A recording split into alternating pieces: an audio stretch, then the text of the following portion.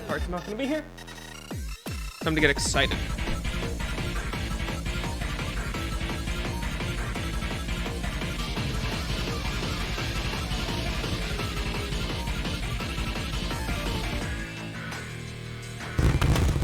Hello, everybody, and welcome to another week of Rapid Fire Friday Nights with Super Short Boys.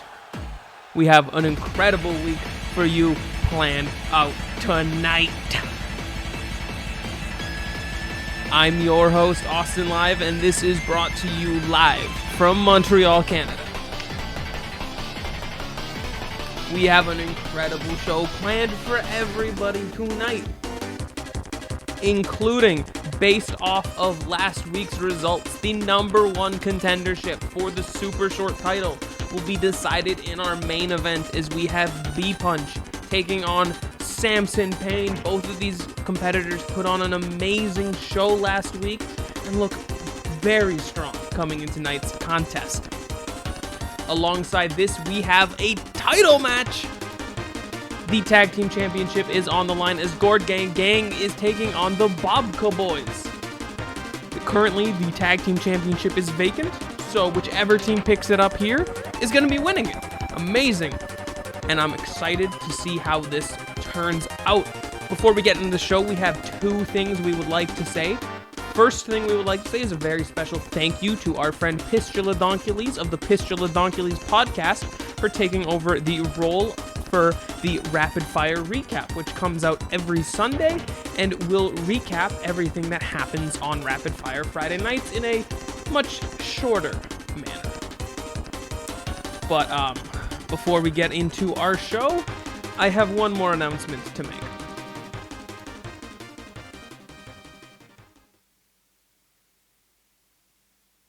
Now to present a special announcement from Super Short Boys. Unfortunately for Delaware, this is the announcement he was supposed to be giving, but due to being interrupted by Captain Cutlass last night, the higher-ups at Super Short Boys decided it was much safer for me to give the announcement instead. People use the internet for all kinds of things, and we use it to entertain and promote gratuitous violence towards the community on YouTube. And to thank YouTube for being our new platform after we have moved from Twitch, we are introducing the Internet Championship. This is not any ordinary championship. It's not just some fancy championship belt with a YouTube logo slapped on it, but let me tell you what it is. The Internet Championship is going to be defended every single week. We're having a fatal four-way elimination tables match later in the night. That sounds incredible. 3 people are going through tables at least today. And that sounds exciting. And now, putting the announcements aside, we can finally get into the show as we get into our very first match here.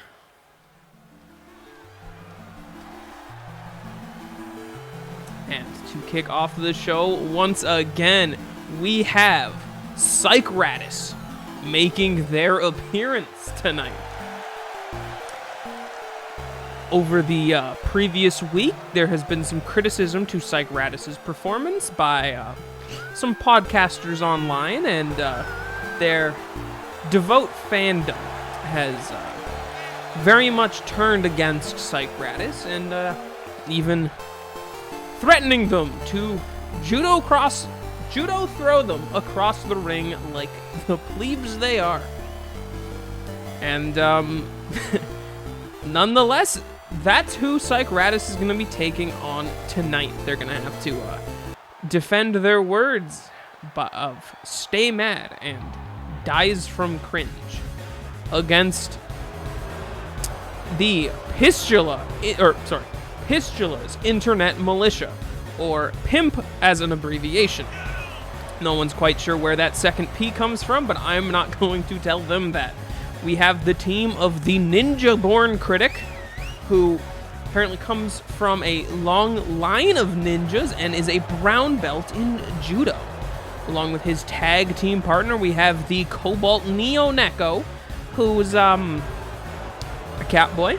Not too much known about how much combat experience Cobalt has, but they definitely seem like they could be a formidable pair to go up against Psych Radis in our opening match, as we have Nutrat and the Ninja Critic starting it off. Big kicks by Nutrat going straight at the Critic. Float over DDT gets countered into a nice body slam by the Critic. Now, the Critic has been talking smack about all fans of Psych Radis, and the accusations towards Psych Radis have been coming straight from after Pistoladoncules called them disgraces in the previous Rapid Fire recap. But now Cobalt and the Nutrat are in the ring as Cobalt drags Nutrat back to the corner with the Ninja Critic, as we're getting some solid teamwork from Pimp right now. The internet militia, as they would like to keep everything they deem pure, or worthwhile content, more so than pure, as Rasmus attacks the Critic from the top rope, pushing him down to the ground. Is this enough time for Nutrat to regain some sort of composure, but not enough to regain his momentum there? As the Critic sends Nutrat to the outside as he climbs on the top rope again, taunting at the Nutrat to his feet. Diving crossbody only to be caught by Nutrat into a body slam on the outside. Das Nutrat has gained some sort of control once again, tossing the Critic back into the ring.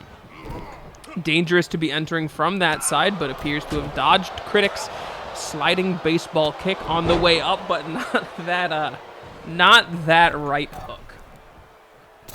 I don't know where they teach diving body splashes in judo, but they haven't been working too well, as a flyover DDT by the Nutrat lets him tag back in the other half of Psych Radis, Rasmus, the Dirty Rat.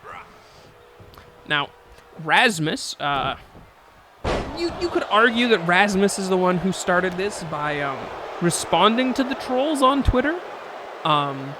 Or you could argue that the trolls started it by, being trolls in the first place, but no matter which way you look at it, Rasmus is currently giving the Critic a piece of what for? Massive gut punch by Nutrat, who is back in the ring. And as soon as Nutrat is back in the ring, he is swiftly out of the ring, doing moonsaults onto the outside floor. Critic gains some composure there. Back suplex drops Nutrat right outside the ring as the arms are getting stomped. Is Pimp potentially looking to win this match by count out? I cannot tell. He's psyching up. The Critic is psyching up. Is he going to give Nutrat a negative review? Resets the count by leaving the ring once again, throwing big hooks only to get countered by the Nutrat.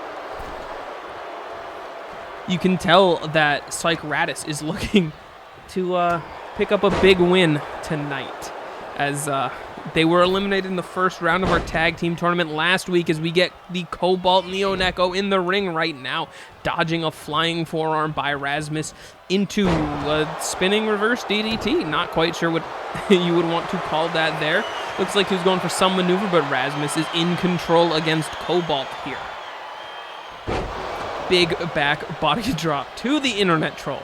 And as you can actually see, Pimp there is... whoa.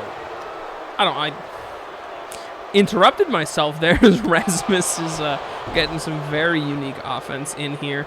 Ripcord knee strikes and some sort of flippy splash. I don't know.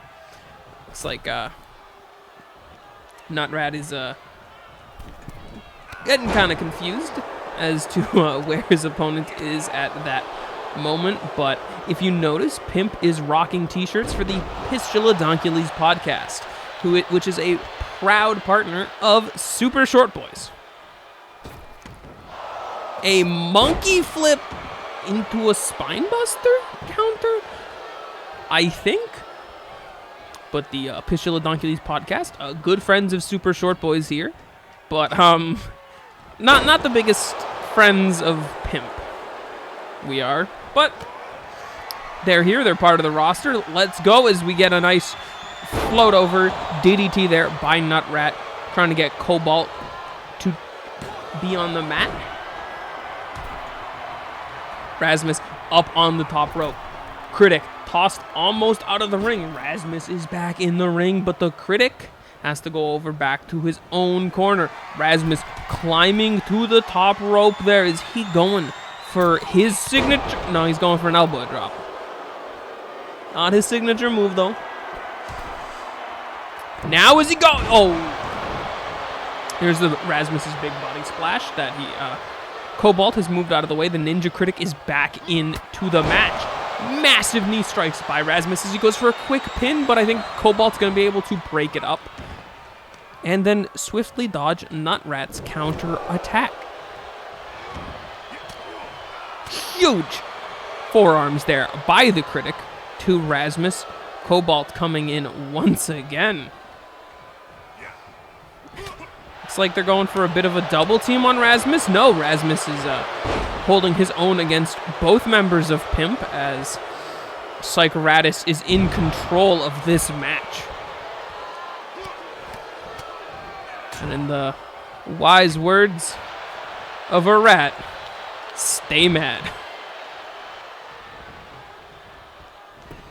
Cobalt sweeps the leg there of Rasmus, but he gets the double foot stomp into a pin of his own. Is this enough to put Cobalt and Pimp away? Barely not. Barely not. I thought Rasmus had it there. Maybe he's got to go for that top rope body splash once again.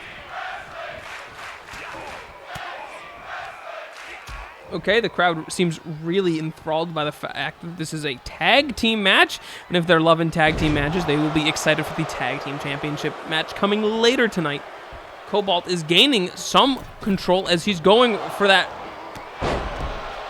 Going for some monkey flip move, but he didn't quite position himself correctly for that. Climbing up to the top rope, pushing Nutrat away. Decides against going for the move with... Rasmus getting back to his feet quick enough, but it seems like you can just drop him on his face instead. Cobalt has been doing some very impressive, like, high-flying maneuvers. Is he going for some sort of submission hold there? Can't tell if that was a crossface or what. Wrong side of the camera angle. We have Cobalt here taunting Rasmus yet again, as he goes for the monkey flip facebuster. Right onto Rasmus. A 1 count. A 2 count. And sadly, not the 3rd count. Rasmus gaining some momentum yet again. And if we remember last time on... Oh my goodness. Okay, I was going to call him crazy if he went for that. No, he's just got to go to the other rope to go for it. Calling Rasmus to his feet as Cobalt. We missed! Camera person! Excuse, we're gonna fire that. Who cut that?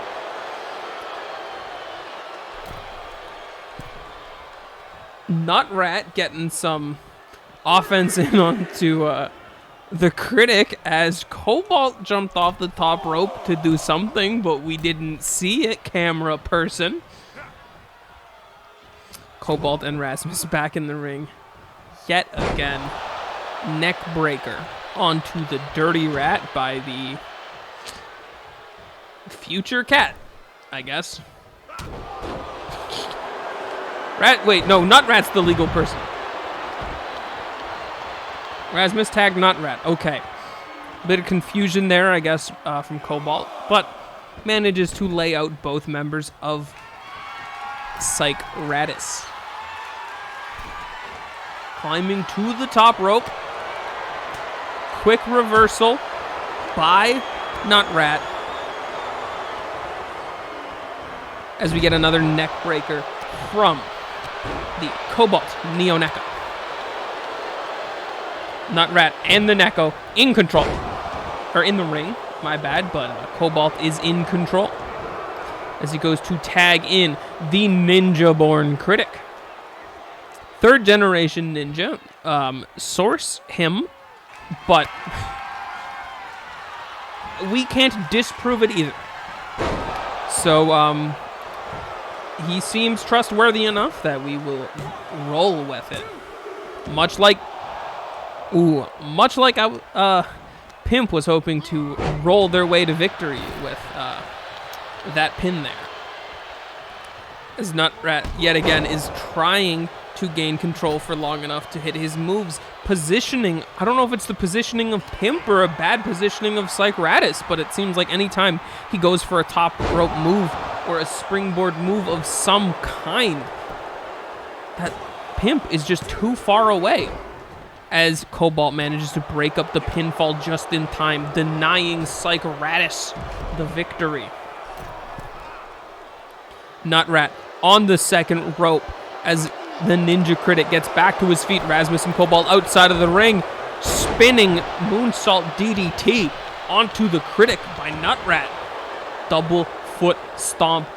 Cycratus is in control against Pimp. As Pimp's debut, this couldn't go. They don't want to lose this. I mean, Radis doesn't want to lose this either. It's a wrestling match. No one wants to lose.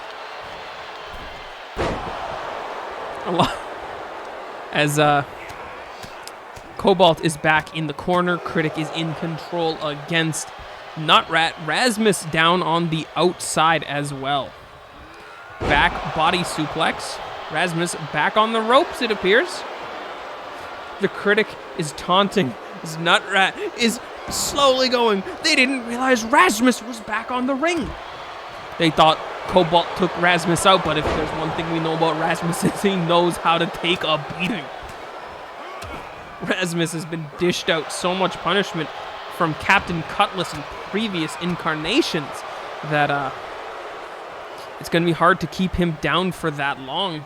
You may be able to keep him down for 3 seconds, though, but he's always going to get back up. Double foot stomp gets countered into a power bomb by Cobalt as Cobalt climbs to the top rope. What's he going for? 630! That's a crazy high-flying move, the 630. A 1 count, a 2 count, 3 count! Congratulations to Pistula's Internet Militia picking up a big win in their first ever Rapid Fire Friday Nights match. Big win over Cycratus. And not the best look, Cycratus being on a bit of a loss streak here, but congratulations to the Internet Militia as Pimp picks up a victory in their first ever Super Short Boys match. Congratulations to these two wonderful Pistuliers. I bet Pistula Donkules will have a lot to say about them on the recap, as Pimp makes a big splash of an impression, taking that win over Cycratus.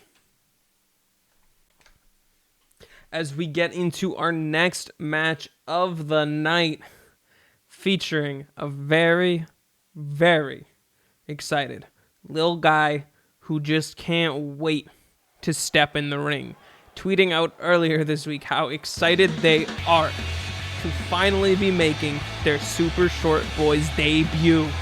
We have Gravekeeper's Cookie.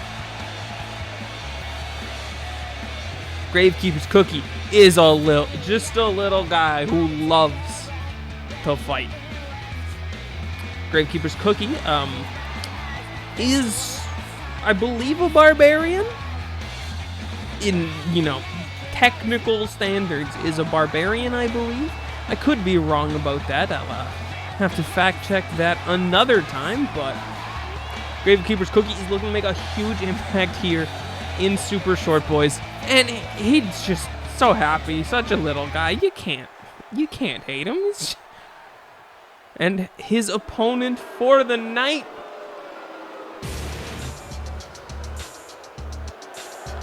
is Barathrum. Barathrum is a long-standing member of the Super Short Boys roster, making big splashes on Friday fights previously.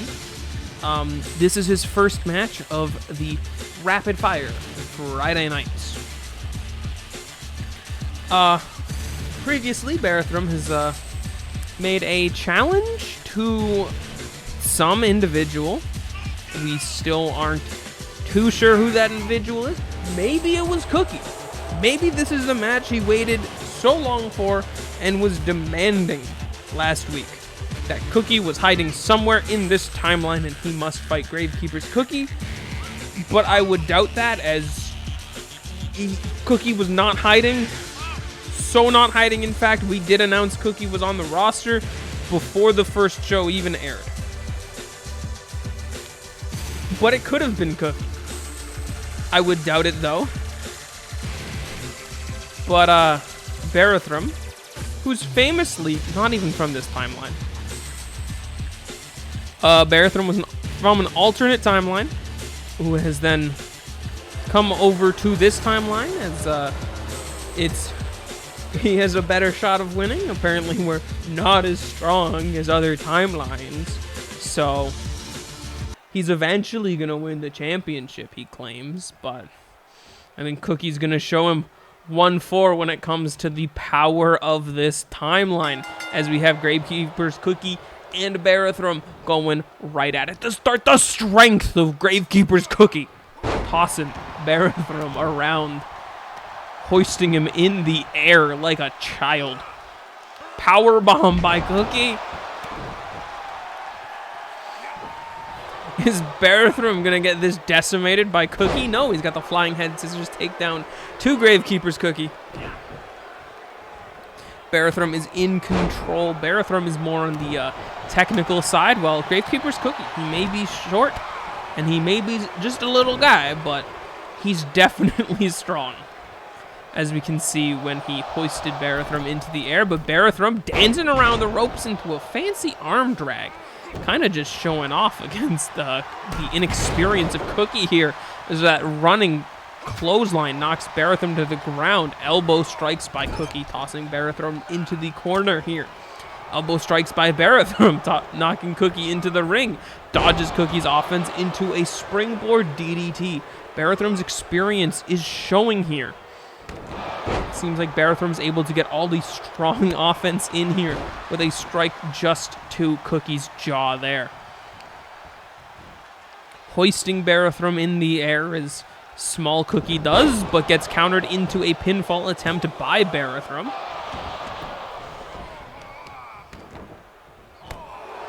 Barathrum is definitely looking to win here.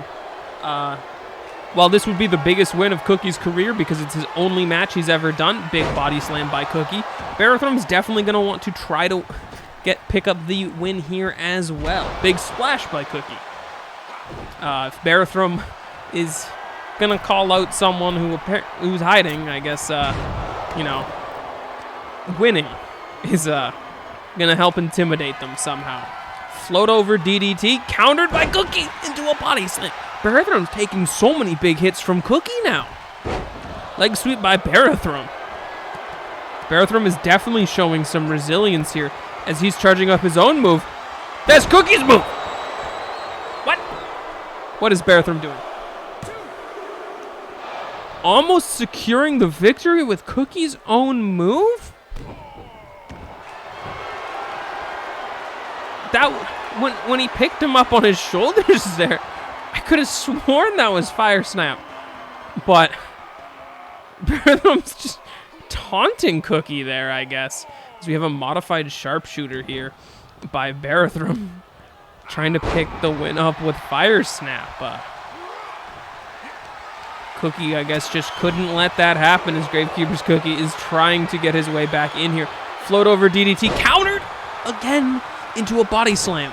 Cookie is showing his absolute strength here. Rope break forces Cookie to break up his submission attempt. As the ground and pound towards Barathrum commences, Cookie grabbing Barathrum up, huge side slam. Cookie is dishing out a ton of offense here to Barathrum. Kick to the head by Barathrum. He is in control once again. Cookie's getting stumbled around the ring, and his arm is getting stomped upon. I'm hoping Cookie can turn this around. There! I spoke way too soon. There's the nether strike. That's gotta be it. Barathrum picks up the win against Gravekeeper's Cookie with the Nether Strike. As we get some highlights from the match. There's a huge chin strike there. I thought this big splash was gonna do. I thought this is when Cookie was in control. That's the fire snap. That's Cookie's move. What is Barathrum doing? I guess he's trying to show off a bit. Trying to beat Cookie with his own move, but there's the Nether Strike. The Nether Strike is very, very powerful move in Barathrum's arsenal. He spends a lot of time, like early in the match, that big chin strike, that's exactly where the Nether Strike hits. And the Nether Strike, it comes out very quickly. There's not much time someone gets to react to the Nether Strike, so impressive showing there, honestly, by both competitors, but slightly more impressive performance by Barathrum, considering he actually won the match. I hope whoever Barathrum is looking to fight actually gets the message and will indeed challenge Barathrum later. Fingers crossed that it's acknowledged. But as we get into our next competition right here, this is the Fatal 4-Way match, Elimination Tables match for the Internet Championship. The rules of this match are easy. You get eliminated when you are thrown through a table. 4 people, 3 go through tables. The last man standing becomes the very first Internet champion. Let's get into the match.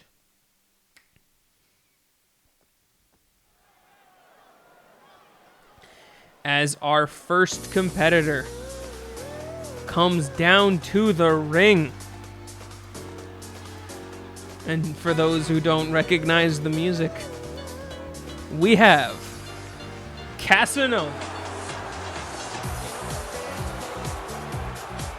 Casanova, impressive showing last week, and is going to hope to make a bigger impact here. Although I will say, Casanova may not be the best suited for a tables match. His signature move, the Heart Piercer, is a very direct strike towards an opponent's heart. And honestly, it's kind of a very dangerous move to be essentially striking someone directly in their heart, but that's how Casanova rolls. And unfortunately, because you don't win via pinfall or knockout even, you gotta put someone through a table. A Heart Piercer doesn't actually help you put anyone through a table. Well, I guess if you stop their heart and they kind of go unconscious for a bit, I guess then you could pick them up and put them through the table, but Casanova isn't particularly known for his strength, so he may have a bit of a tough time in this elimination tables match. Unlike this individual, Jorts Lumberjacks. Jorts is a large man who likes throwing people, and he loves tables. If you had to, I don't even know who else is in here, but if you had to pick anyone on the Super Short Boys roster to win a tables match, I'm putting 80% of my net worth on Jorts Lumberjacks. It seems designed for Jorts to win this match. How are you going to put him through a table? He's so big. And how is he not going to put you through a table? That's all he tries to do. As the third competitor comes out to the ring now, Roland Delaware is coming out to the ring now. And I double-checked this with the Super Short Boys organization. The arena has been ghost-proof. Delaware was supposed to announce this match and this championship last week before the ghost of Captain Cutlass had attacked him behind, or when he was coming out to make the announcement. So, for safety concerns, we did make the announcement ourselves in case of further interruptions. And even as a backup case, we ghost-proof the arena. Cutlass should not be around today, giving Delaware free availability to compete in this match. Could Delaware, who was the first Super Short champion, also be our first Internet champion? We will just have to wait and see. It would be a pretty big deal for Delaware to win this championship as well. Delaware has to be a favorite into almost any match that he is going in, as we have one more competitor to come out to this fatal four-way match, and we have King Falcon. King Falcon, who had a very impressive showing against B-Punch and Lemon Shark last week, and definitely takes the prize for showmanship when it comes to an entrance. Gotta love it. And as Falcon makes his way down to the ring, I will repeat again, the Internet Championship. That's what this is for. A new championship. New champion will be crowned here, and the Internet Championship will be defended every single week on Rapid Fire Friday fights. This will give plenty of superstars an opportunity at obtaining the Internet Championship, and also make holding it even more impressive.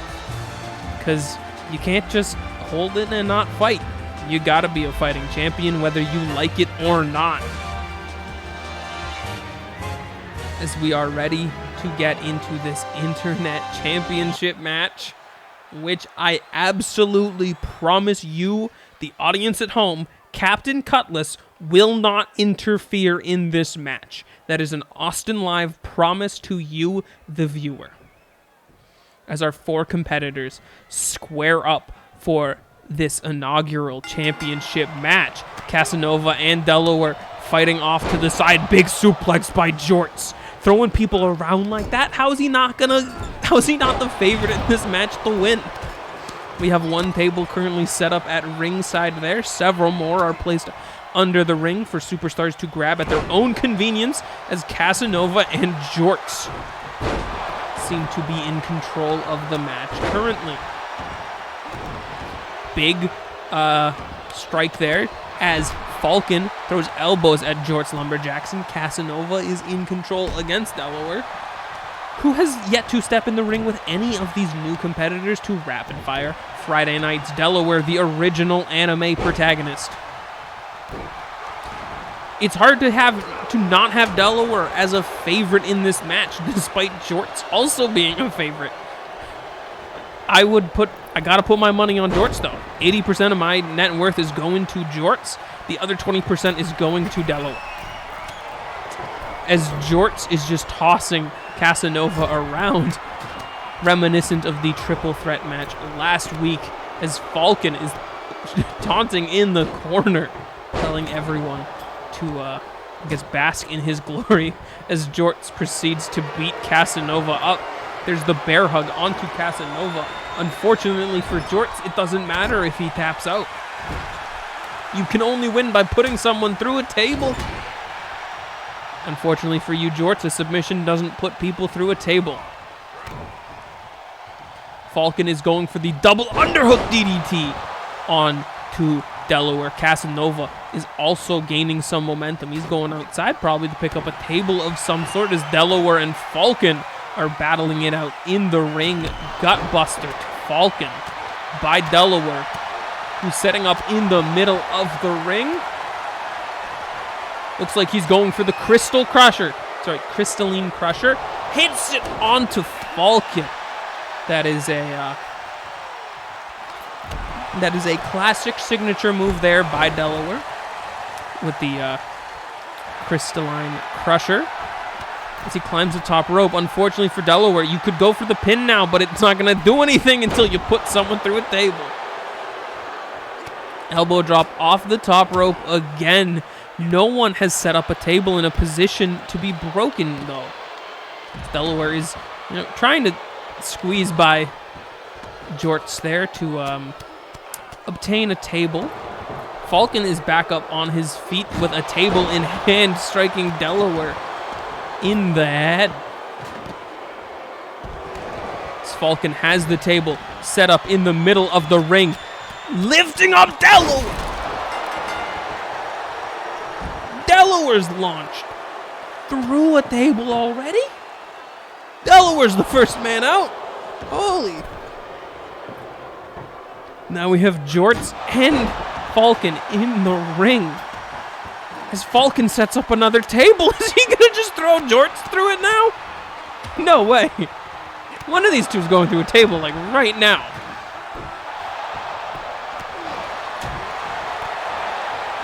As Falcon and Casanova are trading blows, Jorts rolls to the outside of the ring to catch his breath. Back body drop on to a table. Unfortunately, it was already a piece of a broken table, and you're not really going to be able to break that. As the table is placed up against the ropes, is anyone going to break it here? Unfortunately, if you don't set up the table properly, it's a lot harder to break. Thankfully, Falcon just kicked it over instead of actually breaking the table. Falcon going after Jorts Lumberjackson on side of the ring with a massive spine buster onto the big man, Jorts Lumberjackson. Now, Jorts is probably going to get back to throwing people around here. Unfortunately, the table has to be set up for him to do so. And as soon as Casanova is in position, he goes for that big belly-to-belly. It doesn't have a fancy name. Many of these superstars come in here, and they're like, oh, I gotta come up with a great name for my finishing move. Let's have the Crystalline Crusher. Let's have Regicide. Let's have the Heart Piecer. Jorts Lumberjackson is like, I just throw people around. My special move is the belly-to-belly, because that's what it is. My belly and your belly. And I throw you. As we have the King and Casanova teaming up against Jorts Lumberjackson there for a double gut buster is he's kind of now stuck in the way between them as they have to go to the outside to continue their scuffle. As Casanova manages to take Falcon out there. Big gut buster there to Jorts again. Casanova and Falcon, although they are trading blows, they're also working really well together to take out Lumberjackson. And Falcon kicks the table down there. No elimination by Jorts Lumberjackson there, who's now thrown out of the ring. No tables are set up yet. Falcon picking the table up, set up in the middle of the ring.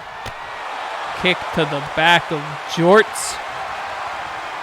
Definitely seems like Casanova's maybe pulling a bit more work here. Falcon working pretty smart, not exerting too much energy when it comes. If Casanova can take Jorts down on his own, why do you need to help him with it? Now a bunch of fists are just being thrown around here. No one really gaining any control until Jorts is the last man walking out. For a second, I thought Jorts was going to try to jump out of the ring. Jorts grabbing Casanova seems like that's the target he has chosen. As he picks Casanova up, manages to counter. Falcon at it with Casanova. Regicide to Cass. Unfortunately, not through the table. Same with that belly-to-belly. Just off center of the table, not putting Falcon through. Jorts is still my pick to win, despite the teamwork of Casanova and Falcon teaming up against Jorts. As Falcon hits Regicide on to Jorts Lumberjackson.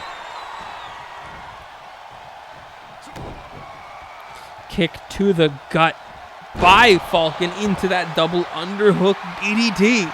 It's Casanova gets a heart piercer. I don't even get to explain the taunt before Casanova hits that heart piercer out of nowhere. It's just the heart piercer doesn't put people through tables. That's the main problem. Is Cass has to change his focus from Falcon into Jorts Lumberjackson. who picks up Casanova. Back body drop through the table. Casanova's eliminated. Falcon and Jorts are the only two people left in this match. Jorts grabbing the table, fighting Falcon. It hits Falcon with the table. The 80% investment I put on this match is going to pay off. Jorts Lumberjackson is in control with the table, one-on-one with Falcon left. As he just stares as the king slowly manages to get back to his feet. As they size up the opportunity, Falcon's looking for something under the ring. It's another table. What's he doing with this? No. Nothing, apparently, and as they grapple in the corner, Falcon surprisingly overpowers Jordan Lumberjackson there to throw him through a table. I don't know what Jorts was expecting there. I mean, Jorts was positioned for a beautiful belly-to-belly into the table, but he just got overpowered by Falcon right before it.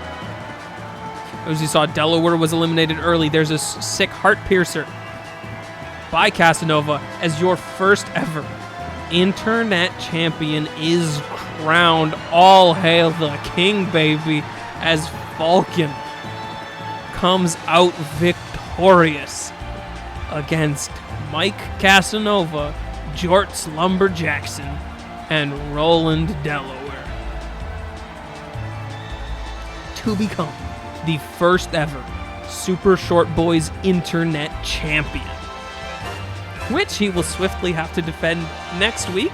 And if he does manage to defend it next week, he will also have to defend it the week after that, as that is the point of the Internet Championship, to be defended weekly on the Internet Show.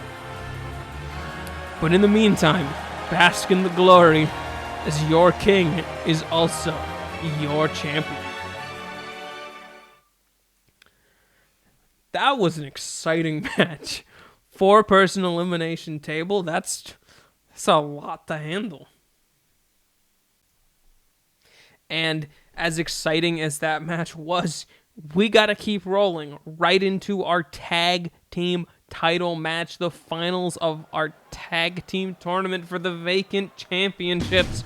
We will see the Bobka Boys coming out first as Colin Chocolate and Corey Cinnamon make their way to the ring.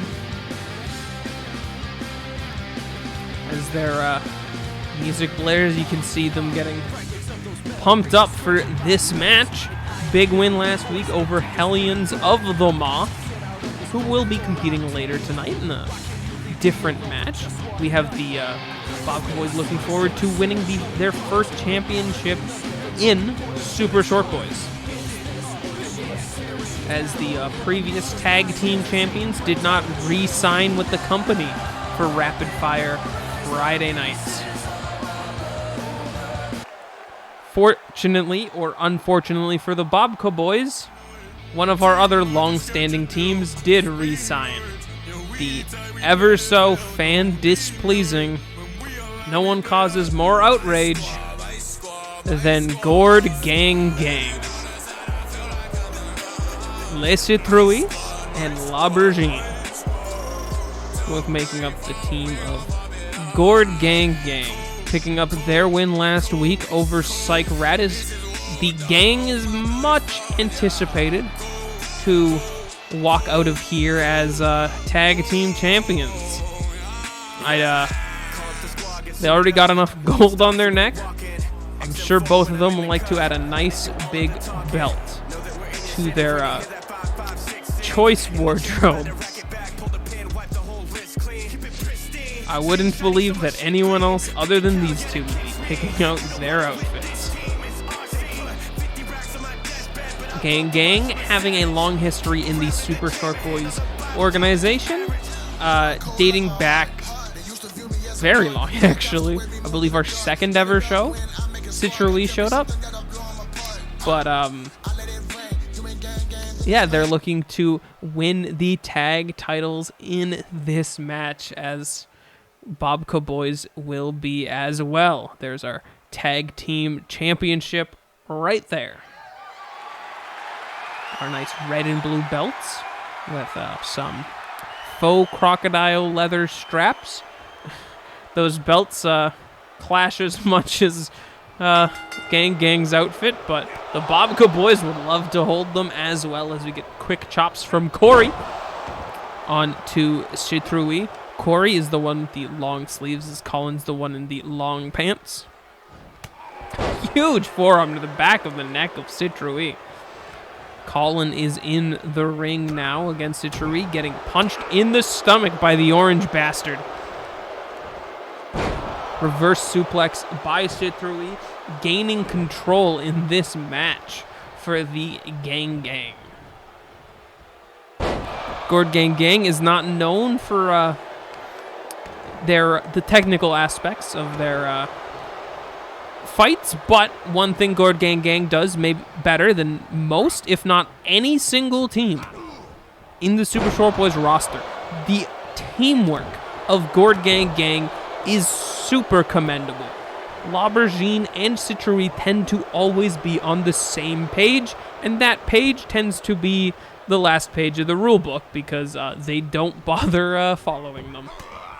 As Corey is pounding away at the skull of L'Aubergine, if he has one. I'm not sure if humanoid eggplants do indeed have skulls, but I guess that's where the punching would have been, as Corey is dragged into the corner of Gang Gang, quickly reversing whatever maneuver they were going for there into a package power bomb there.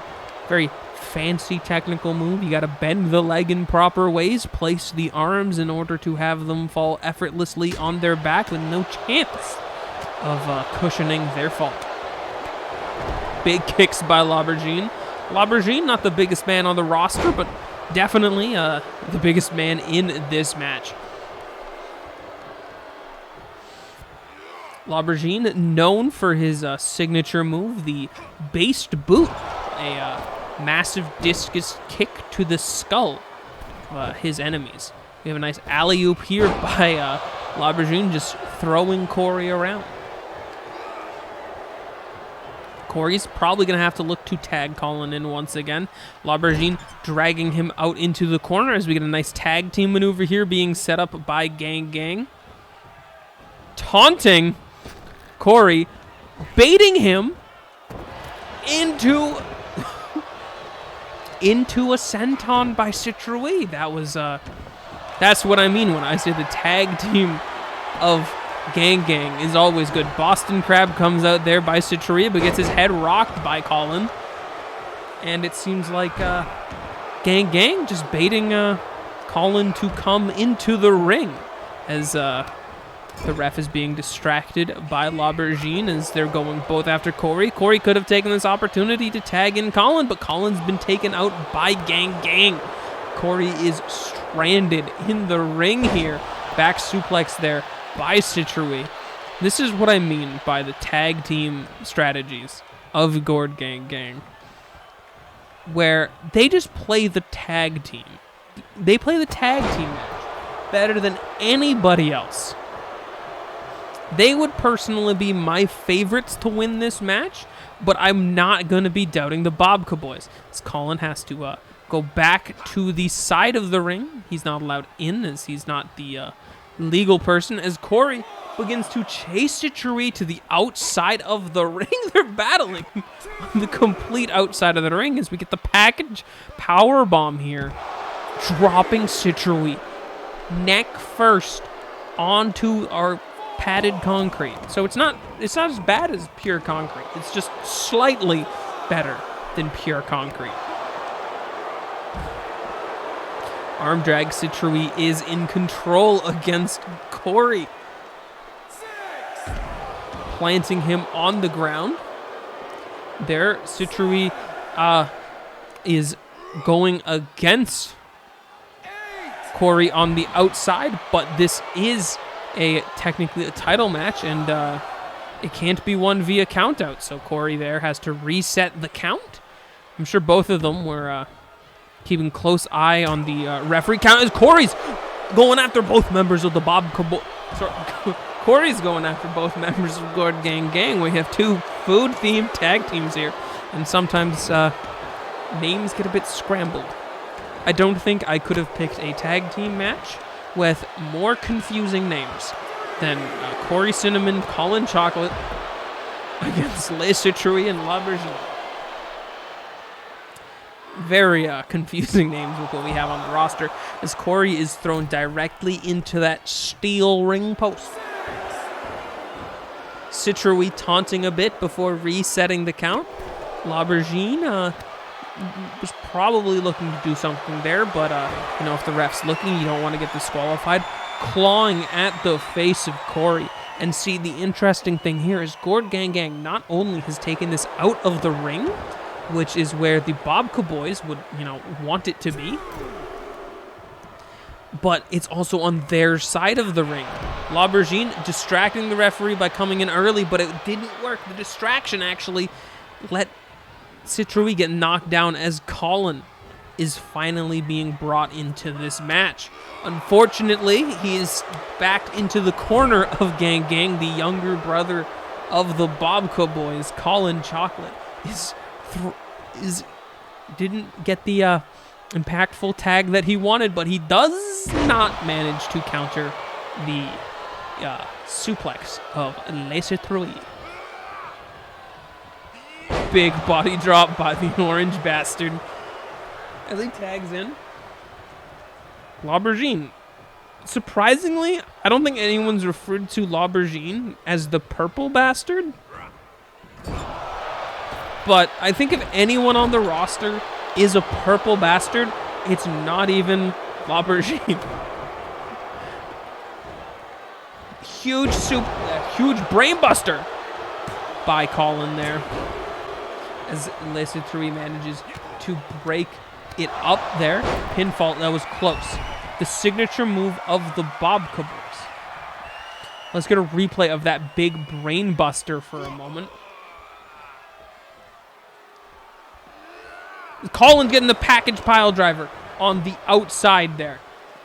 As Colin is getting a huge suplex on the inside, the Bobka Boys are taking it to Gord Gang Gang. Colin quickly climbing the top rope. Citrouille is down on the outside. This could be Bobka Boys' turn to seize the opportunity of the match. Massive knee drop from the top rope.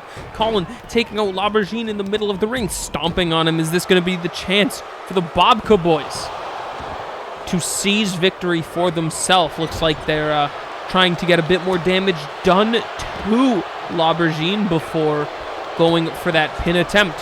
There are some nice kicks coming out by Colin to L'Aubergine, who is trapped in the corner. Quickly getting back to his own 2 feet. Not for very long, as he is trapped in that corner once again, as the Bobka Boys like to do. Trapping that arm inside the ropes there. Going for some very corner-based offense, Colin here. Unfortunately, though, it is not the corner of the Bobka Boys, but it is not the corner of Gord Gang Gang, so it's not as bad as it could be. Quick counter there by L'Aubergine, getting control once again in this match, as Colin gets another snap suplex. Gord Gang Gang looks like they're getting into some trouble now. Big gut buster there by Colin. That is part of Bobka Boys' signature move. They have a very nice gut buster that they each use in combination for their tag team move. 2 count broken up by Citrouille as Corey throws Citrouille over to ringside. They will both be fighting out there for a moment as Colin and L'Aubergine go against each other in the ring. L'Aubergine is in control this time. I'm not quite sure Corey has figured that out yet, as L'Aubergine is setting up in the corner as he goes for the massive base boot to Colin. A 1 count, 2 count. Corey has broken it up just in time. Bobka Boys and Gang Gang continues as L'Aubergine stunting around the ring with Corey in his arms before dropping him down in the middle. Colin's still the legal man, finding an opening against L'Aubergine for a suplex of his own, a brainbuster of his own, my bad, going for the pin yet again. Citrui breaks it up just in time. Gord Gang Gang and Bobka Boys getting this constant back and forth. Each one just missing out on a 3 count. Citrui going after Colin now. Some rapid fire punches to the head. As Citrui is generally known more so for his trash talking abilities than his in-ring fighting capabilities, but I don't think that's enough to write him off as a competitor. He does have a lot of huge wins in his career. He goes for the epic face planter right here. 1 count, 2 count. I thought that was it. Colin kicked out of the epic face planter. I think Citrui is going for another one, in fact. Quickly reversed by Colin, who's taking that epic face planter like a champ as he goes for a knee breaker to Citrui. More like a Citru knee breaker, am I right? Citrui has to exit the ring right now as L'Aubergine is tagged back in after that beating he took from Colin. He's definitely not fully recovered, not as much as he'd like to be before coming back into the match. But Citrui has to rest with at knee as we get a replay here of that epic face planter by Citrui. I thought this was it. I thought we had a tag team champions after this. Colin kicked out at 2. Let's get back where L'Aubergine is tossing Corey around here. Big suplex by the purple guy. Nope. That's somebody else. By the purple giant? I don't know what we call L'Aubergine. We have an orange bastard. If you got any fun nicknames for L'Aubergine, let me know. Looking for it. We got a base boot coming out here by L'Aubergine. Is he going to connect it? Straight into the skull of Corey there. Base boot, you can tell he's going for it when he's setting up in the corner. Colin, though, with what little energy he has left, manages to break up the pin. The Bobka Boys' dreams of tag team championship still remain alive. Still cooking in the oven, baking like a babka. As Corey is gaining some momentum back for his team. Huge knee strike knocking L'Aubergine down to the ground. Big strikes coming out here by Corey to L'Aubergine. He has to drag L'Aubergine over to his own corner. The blue corner is where the gang is. As he's focused on tagging in his brother Colin there. L'Aubergine almost able to tag Citrui in once again. Ripcord, just head punch. Nothing fancy there, just straight punch to the head as L'Aubergine has gotten some control, able to tag back in Citrui. They like using this Citrui matchup against Colin. It looks like we have another epic face planter coming out here by Citrui. Is he going to get it? Epic face planter by Citrui. 1 count, 2 count, it's gotta be it. Corey just in time manages to break up the pinfall. As Citrui looks to be hoisting Corey up again. Colin appears to be stranded alone in the ring against Gord Gang Gang. Elbow drop by Citrui missed. Colin is gaining some sort of momentum to fend himself off. 1 versus 2 against the Gang Gang. Citrui is in control, not in control, but he's trading blows with Colin. Colin seems to be able to hold his own right now, hopefully until Colin is able to get back to his tag team partner Corey in the corner. Corey's still outside the ring, I believe, after big moves by Gord Gang Gang knocked him down.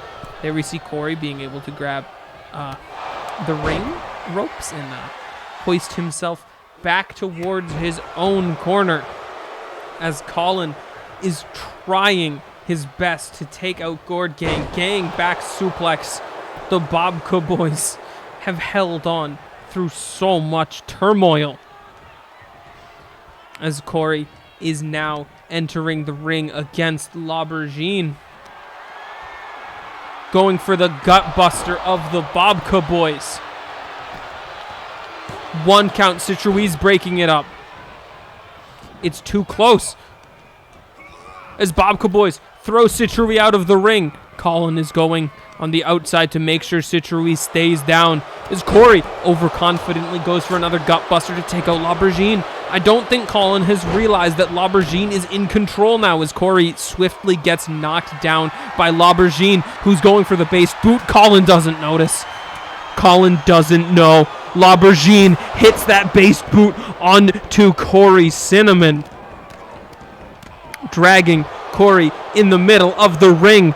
Colin still doesn't realize. 1 count, 2 count, 3 count. It's too late. Gord Gang is your tag team champion. What a match. Bob Caboys fought valiantly, survived as long as they could, but Gang comes out on top as your tag team champions.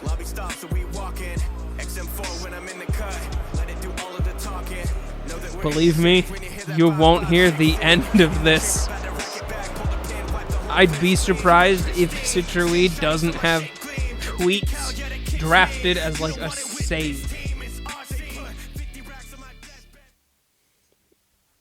Now, here, I will admit a bit of an apology.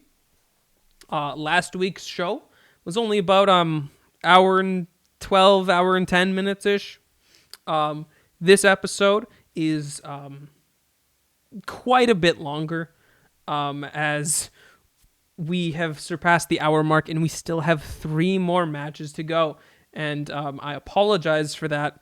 It is difficult to keep Rapid Fire Friday nights on a specific time schedule. My goals are for it to be around an hour and 15 minutes. That is my goal. We have 3 more matches left tonight. I would be shocked if we can end this in an hour 30.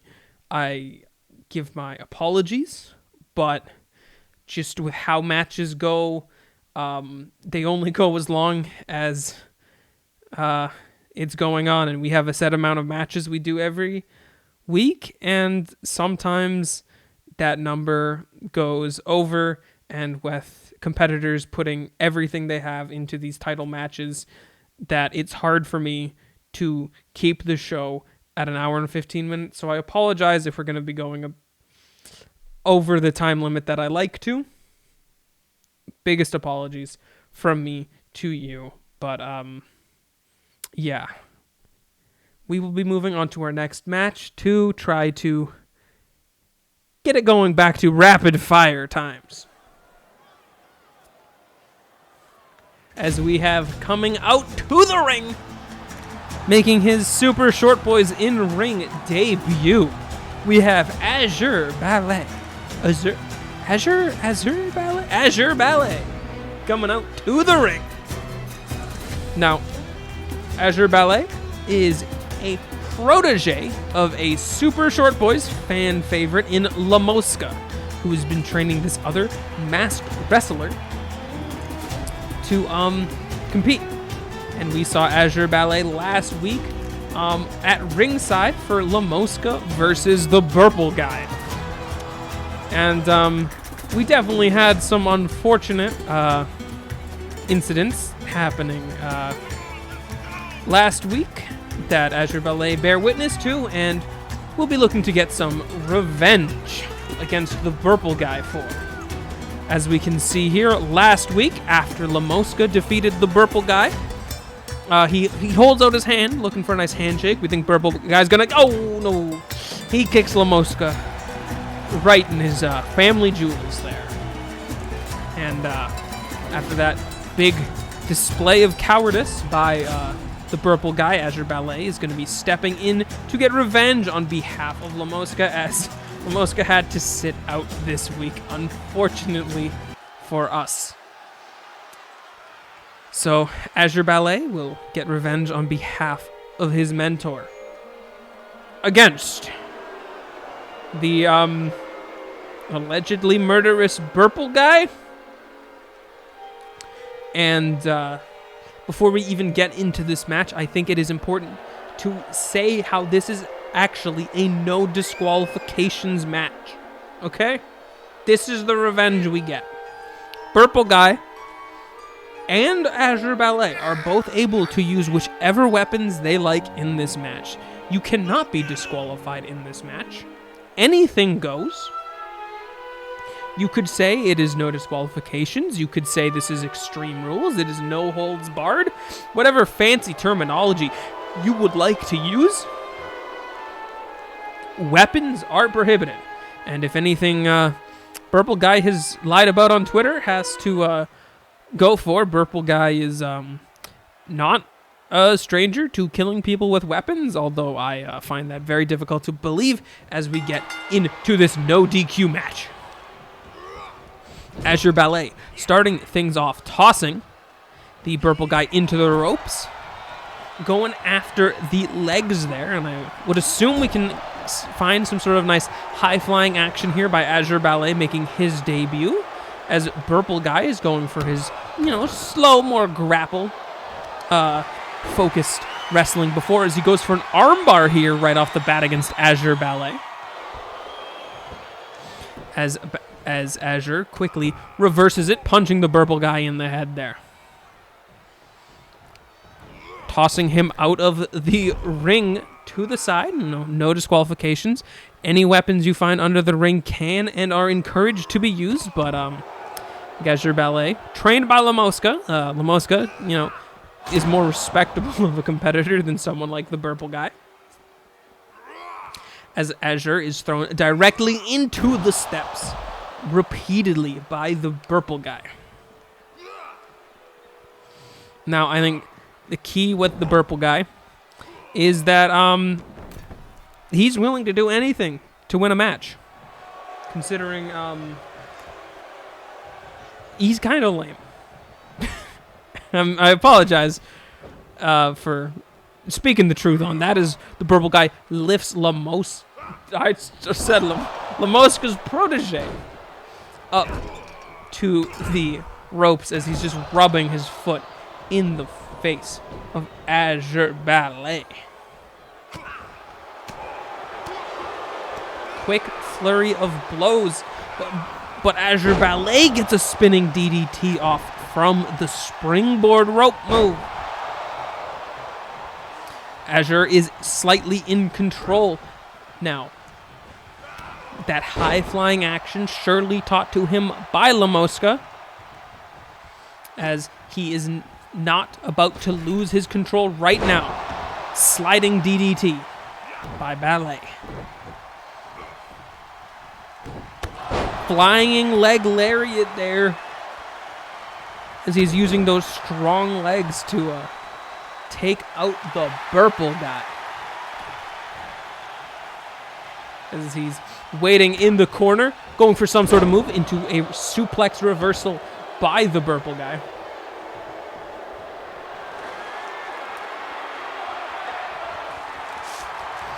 A sludge hammer.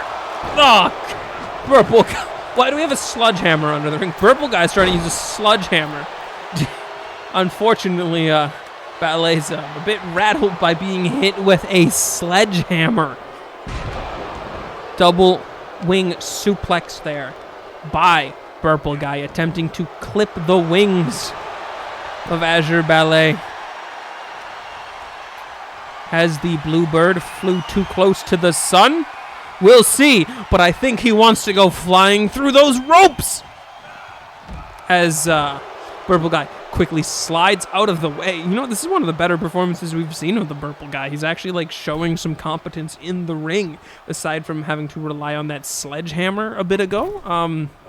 Really seems to have been rattling Azure as he quickly manages to disarm the sledgehammer from the Burple Guy, driving him face first into the mat with a face crusher. Dragging Burple Guy into position as he goes for a very fancy leg drop there. A 1 count. 2 count. Not enough to put the Burple guy away. Very close, though. Ballet was trying to use the sledgehammer on his own. Seems to be dodged, though, by the Burple guy, who suplexes Azure Ballet onto the sledgehammer. Arm breaker by the Burple guy into an arm bar. Burple guy is in control of the match. I can't believe it. As he looks for more offense, Azure Ballet quickly gets some moves of his own in, gaining momentum, driving Burple guy into the mat there. As Azure Ballet is calling Burple guy to his feet. Walking along the ropes for a drop kick. That's crazy. Takes some acrobatic skills and some talent as Azure Ballet. Is he able to send Burple guy on with a swan song? There you have it.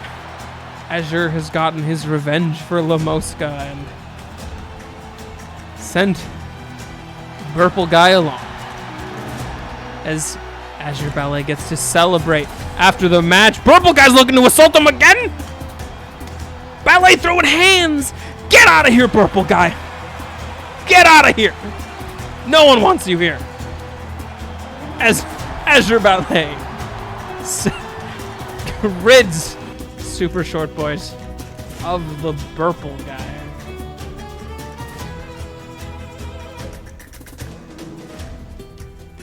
That was a very exciting way to end off the match. Bye-bye, Burple guy. Nobody wants to see you anymore. You're not showing up on any more shows, I promise.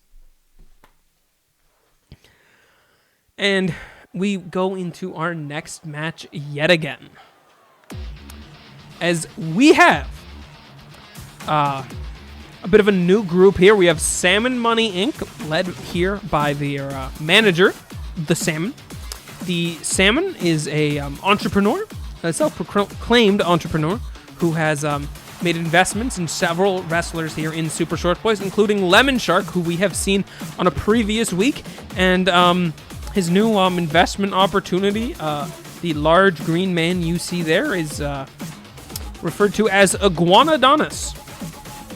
As the Salmon is looking to rise his stock, increase his stock, make his profits go up by having his competitors' value increased by defeating another team here.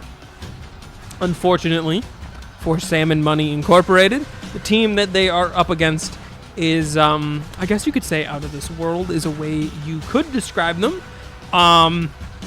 As we have our super short champion here, Mothman, making an appearance with his Hellions.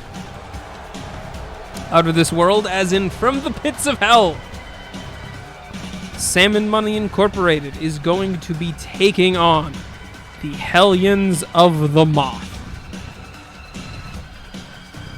Now, Mothman retaining his championship last week against Whiskey Sour, but the Hellions last week did not advance in the tag team tournament after they lost to the Bobka Boys. The Hellions, handpicked by Mothman to be his henchmen. Not going to put it anyway else. They're just the henchmen of Mothman. Why pretend like there's some, like, something else? Mothman picked his right-hand man, Skullduggery, and the Duck for some reason. The Hellions of the Moth are set to take on the Salmon's Money Incorporated. Now, not to get anyone distracted or misinterpreting the match, this is a 2-on-2 match of Lemon Shark and Iguanodonus taking on the Hellions of the Moth. Mothman and the Salmon are only accompanying their teams to ringside. As you see there, the Salmon's team in the red corner and Mothman's team in the blue corner. As Skullduggery lifting Iguanodonus off his feet instantly as the two giants throw hands in the middle of the ring to start. Duggery on the top rope. Iguanodonus taking an elbow drop to the dome. The chiseled body of the Iguanodonus versus the plentiful skulls of Duggery as he drives a knee right into a skull of Skullduggery. Although Iguanodonus is dragging Duggery over to his corner with Lemon Shark. Massive leg lariat by the... Are they a dinosaur? By the dinosaur. They're a dinosaur. I'm calling it now. That's a flying forearm. I didn't expect Iguanodonus to be this agile, but then again, he's an Adonis. What can I say? Peak physical condition for a human and a dinosaur. But Skullduggery is literally from hell. As he climbs to the outside there, only to get quickly taken out by the aggressive Lemon Shark. As Iguanodonus begins to chase Duggery around, assaulting Mothman on his own. As Duggery is using that distraction of Mothman to repeatedly belt the chest of Lemon Shark, as he's just shrugging off all these blows from Iguanodonus. Duggery is completely in control of this match.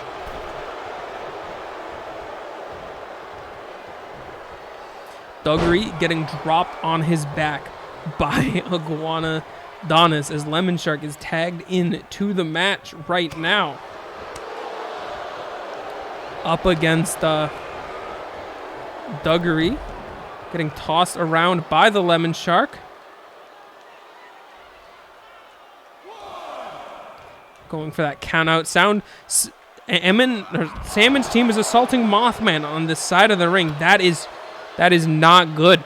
That should not be happening.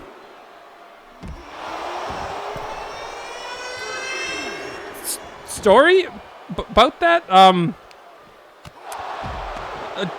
Sorry, I'm not quite sure what that was. Some sort of alarm was going off. Apologies. That was unintentional, as Lemon Shark has been picked up here by Duggery as we get back into the ring. And fuck. I'm getting word on my headphone. The alarm that went off. We didn't ghost-proof the arena. We just set up a ghost alarm in the arena, and Cutlass is here, and he's attacking Delaware backstage as we cut the cameras. Cutlass is assaulting Delaware backstage, but we got to cut right back to the match. I'm sorry. We're gonna be cutting back and forth. Iguanodonus tagging in as he's going right after the duck, but backstage, Cutlass is still going after Delaware. I'm sorry. Cutlass grabbing Delaware, driving him through a table backstage. Oh no, this is horrible, but we gotta get back to the match as Iguanodonus is in control against the Demon Duck. Giant punch there by Iguanodonus, but Captain Cutler is still assaulting Delaware. Please stop the madness. I can't focus on both at once. This is out of my skill range. Oh my goodness. I think Cutlass is gone, but someone needs to check on Delaware back there. Oh my goodness. Sorry, I have no idea what's been going on with this match. The Demon Duck is in control now against Iguanodonus. As Hellions of the Moth are looking very strong. Iguanodonus gets thrown into the ref by the Demon Duck. That's a very underhanded tactic, using the referee as a weapon. As the Demon Duck goes into the corner. I don't know if Demon Duck has a name for that, but the wrestling move is sliced bread. But yeah, unsure about if that's what the Duck calls it or not. As we have Duggery going up for a massive skull crusher. They're onto Iguanodonus in the side of the ring as the Demon Duck manages to take out Lemon Shark. And the Hellions of the Moth pick up a victory over Salmon Money Incorporated. Sorry, Mothman.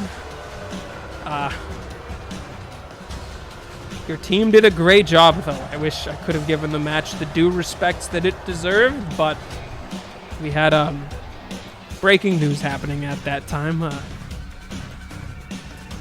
As we can recap a bit,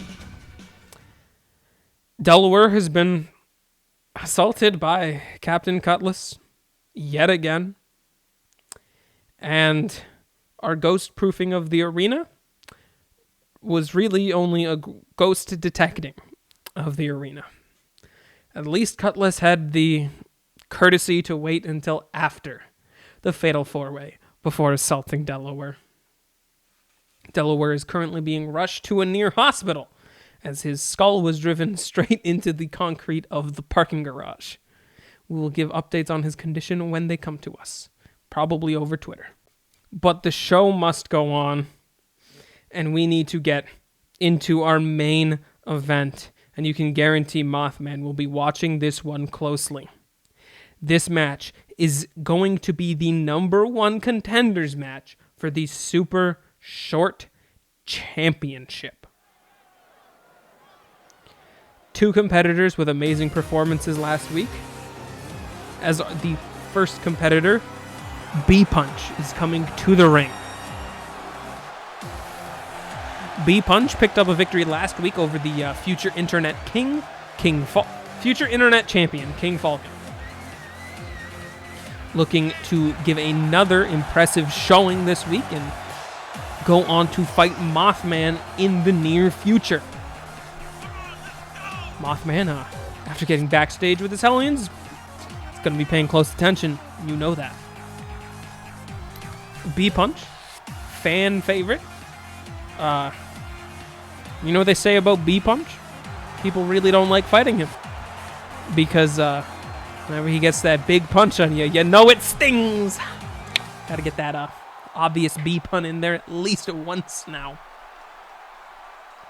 As B-Punch, better hope not. But hopefully, for B-Punch's sake, he doesn't get to take a ride on the Pain train as Samson Payne is his opponent. Another impressive showing last week by Samson Payne, who is also going to be looking to take on Mothman in the near future. Samson Payne, very familiar with wrestling animals. He has publicly wrestled kangaroos and alligators and even wild buffalo. He did draw the line, though, when it came to wrestling a hippo. He said those animals were too unpredictable and dangerous. And he also refused to fight a rhino, as they are an endangered species. Samson Payne, though, is very used to fighting these ground animals. What's he going to do against a bee, though? Even though B-Punch isn't literally a bee, he's just a follower of a bee goddess. He's not an actual bee, he just worships a bee. It's different, you know? Anyway, the mustachioed man is taking on B-Punch right now.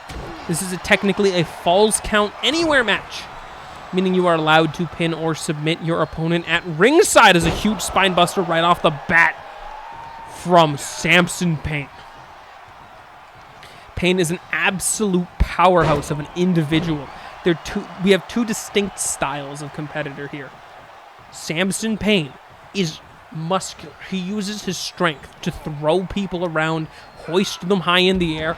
His B-Punch just manages to leverage Samson Payne onto the outside of the ring. Massive right hook by B-Punch to Samson Payne on the outside. Samson Payne throwing B-Punch into the ringside there. And as you see Samson Payne here, the big powerhouse of a player, just smashing B-Punch into that corner wall. B-Punch fights differently than Samson Payne. His style is more of the striking, as you can tell by his name, B-Punch. He is a very prominent boxer. Samson Payne goes for a quick roll-up here, trying to get something done on the outside of the ring.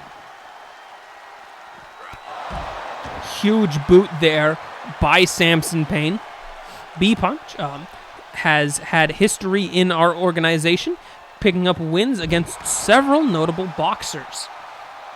And by several, I mean one very notable boxer with a former world heavyweight champion boxer who will be remained unnamed because we aren't really allowed to mention them, but B-Punch really made a clown of them. As Samson Payne gets hurled across the ringside by B-Punch. And as many of B-Punch has power... Oh, B-Punch managing to pick Samson Payne up. This is more unorthodox. He rams Samson Payne into the corner there. Now, B-Punch's offensive style, looking for big punches like that.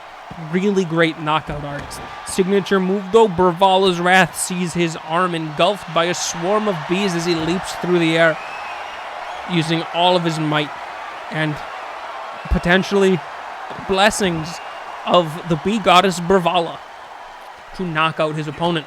Samson Payne, on the other hand, uses his massive strength to hoist the enemy up on his shoulders and then kind of taunts them a bit by spinning them around in circles as they take a ride on the pain train. Samson Payne hurling B-Punch across the ring. Across the ringside, my bad. As B-Punch delivers some blows just out of view of the camera there. Towards Samson Payne. Big right hooks there. And a Hadouken by B-Punch as more blows are getting thrown by Samson Payne. Hoisting him on the shoulders, quickly gets to safety. A slap in the face by Samson. B-Punch tossed to the ring steps. These two absolute powerhouses are just going at it. Let me tell you, when I say B-Punch is more of a boxer, he's still massive. He can still lift and throw you around like you're nothing. Samson Payne may have found someone who is a physical match against him. B-Punch getting knocked out by Samson Payne as B-Punch takes a ride on the pain train. Getting spun out in the middle of the ring. Is this it for B-Punch? Is Samson moving on?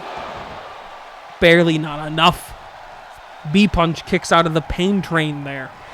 Samson Payne has to do a bit more in order to take on Mothman for that super short championship. B-Punch going a massive side slam. Out of these two competitors, B-Punch was in the original match for the super short championship, that classic 6-man match from our original special. B-Punch was never pinned in that match. He's no stranger to this title scene, and he would love his chance at claiming something he was never defeated for. As Samson Payne is looking to make his mark and climb to the echelon of world super short champion, as he just lifts B-Punch in the air, holding him up there. The blood flowing to the head of B-Punch as he taunts the crowd even more. The showmanship and the strength of Samson Payne intertwined to create the manliest and potentially alpha character. Dare I say, dare I even say, we have a based Chad. I'm sorry, I read that on Twitter. I really wanted to say it. B-Punch is back in control, though. Samson Payne doesn't let it happen for long. Neck breaker to B-Punch. As Samson Payne here is looking to take B-Punch on another trip. A trip where you say a trip on the pain train, that is. As B-Punch is tossed around yet again. Samson Payne, a 1 count, a 2 count. Not a 3 count. B-Punch has just kicked out of 2 trips on the pain train.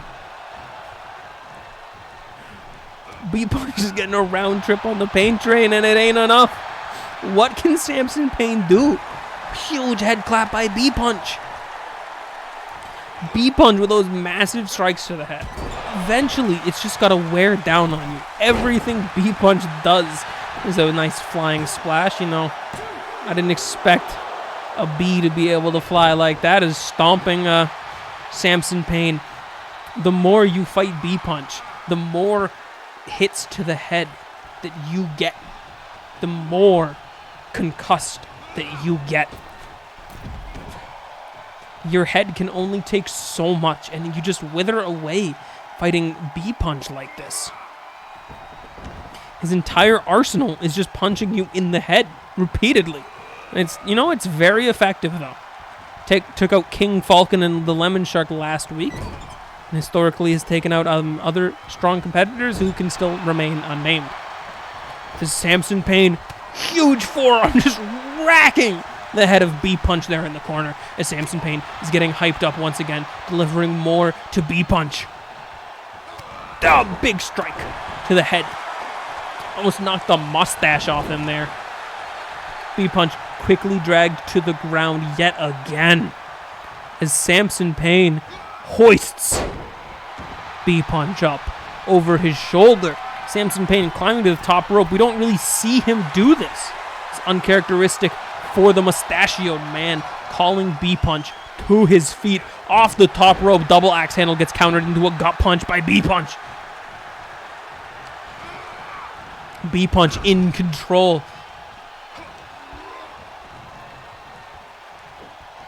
Samson Payne managed to quickly find an opening in bee punch's offense there. Took a bit too much time to capitalize off of that diving X-handle counter, as bee punch quickly gets slammed into the mat again. Samson Payne booking one last ticket. Is a third trip enough, as bee punch rides the Payne train for a round trip +1, as Samson Payne looks to take on Mothman. 1 count, 2 count, 3 count. Samson Payne is your new #1 contender. Samson Payne will fight Mothman for the Super Short Championship. What a match. No matter how many times bee punch got any offense, and Samson Payne was just there to deliver. Maybe his mustache cushioned all those head punches. Despite bee punch looking at every chance of offense he got, he was just manhandled by this mustachioed man. It would take an army to verse Samson Payne. And that's what Mothman's gonna have to bring. An army. As Samson Payne is your #1 contender. I want to thank everybody for coming out to this week of Rapid Fire Friday nights. A lot of work goes into these episodes, so if you can hit that like button, leave a comment, subscribe, that's all much appreciated. Follow us on Twitter at Super Short Boys. I'm not putting any graphics up for this right now. This is just kind of me quickly rambling, and I do have to get this out on a weekly basis, so I don't really have time to go fiddle and make everything. Again, thanks everyone for coming out.